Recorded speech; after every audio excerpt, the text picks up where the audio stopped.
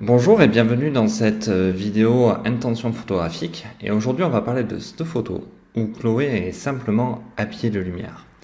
Vous avez dû voir dans un précédent podcast, déjà des photos où j'ai testé des setups colorés. Là, ce que j'ai voulu mettre en avant, c'était la lumière sur le corps.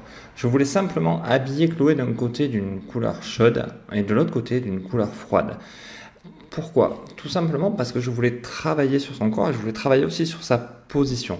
Si vous voyez, elle est repliée sur elle-même avec des doigts qui semblent relativement angoissés.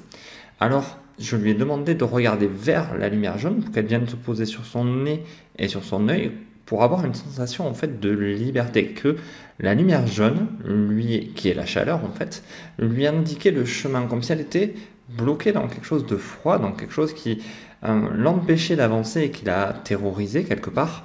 Et cette lumière qui vient se poser, vous voyez qu'elle est dominante quand même, on voit qu'elle est bien présente, c'est ce qui nous attire le regard, mais elle ne couvre pas toute la partie de Chloé. Elle est même, moins importante que le bleu, bien que le bleu soit beaucoup plus sombre.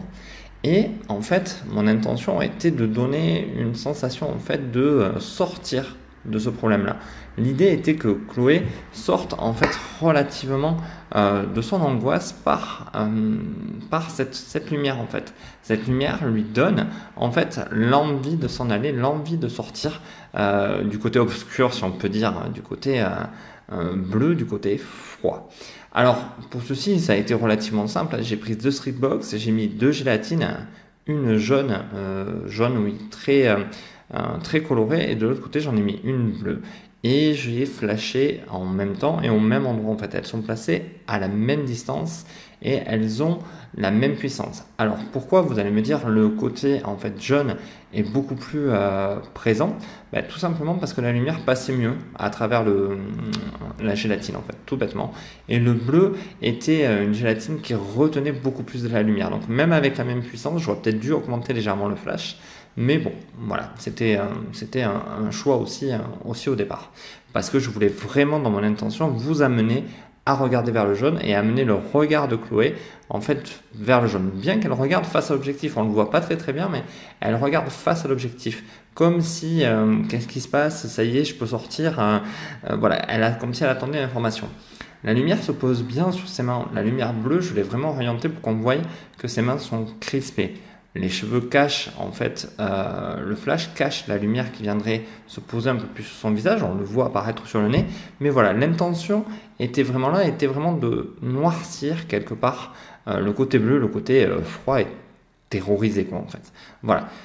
Quand vous avez des intentions à faire passer, surtout en couleur, n'hésitez pas à prendre 2 couleurs opposées pour pouvoir justement avoir un vrai message. On voit souvent dans les films, on voit souvent autour de photos ou autres, le jeu de couleurs comme ça qui donne encore un sacré coup positif à la photo. Moi j'ai beaucoup aimé ce qu'avait fait Félix Barjou, donc je m'en suis pas mal inspiré de ses photos, bien que ça soit pas du tout le même style, mais l'idée de travailler la couleur comme ça sur le corps est quelque chose de très intéressant. Le petit point que j'aurais pu voir, c'était la culotte de Chloé que je lui avais laissée parce que je n'avais pas forcément l'idée de l'enlever et qui là quelque part n'est pas utile. On aurait pu tout simplement avoir la peau et ça aurait été très très bien. J'espère que ce genre de photo, de dialogue vous plaît entre nous. Alors n'hésitez pas à partager, à commenter et à liker.